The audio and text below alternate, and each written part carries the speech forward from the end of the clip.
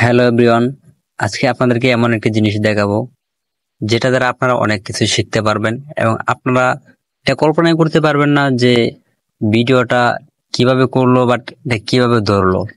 যে জিনিসটাকে আপনারা দেখতে পাচ্ছেন যে এই যে এই জিনিসটা গর্ত থেকে তুলে এনেছি আমরা, তাকে কিভাবে মারলাম বা কেন মারলাম বা সে কে, কি তার পরিচয় আর তার কাজ কি।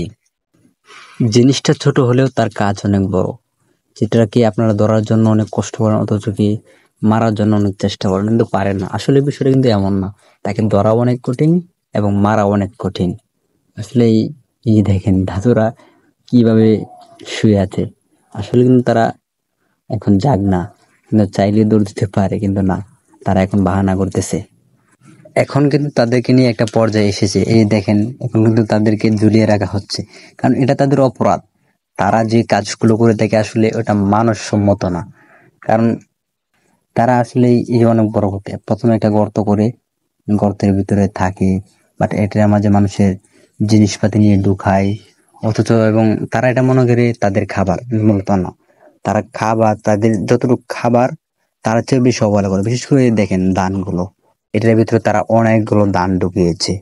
যে আমরা এত কষ্ট করে ফসল করি, সেটা তারা এই তাদের এই চিরল চিরল দাঁত দিয়ে গর্ত করে এটার ভিতরে ঢুকায়। তো এটার ভিতরে ঢুকে তাদের লাভ কি? আসলে তারা এই জিনিসটা নষ্ট করে, নষ্ট করার পরেও তাদেরকে ধরতে পারি না, বাট আমরা তাদেরকে মারার জন্য অনেক জিনিস ব্যবহার করি। কিন্তু আজকে দৌড়ে ফেলেছি, আজকে আর যাওয়ার মতো কোনো রাস্তা নেই। ওই যে কথায় আছে না, চোরের বারবার গৃহস্থের একবার।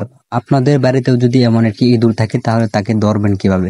যদি সে গর্ত করে ফেলে তাহলে গর্তের ভিতরে প্রথমে একটা বালতি দিয়ে পানি আনবেন। তো পানি আনার পর আস্তে ধীরে পানিটা ঢালতে থাকবেন।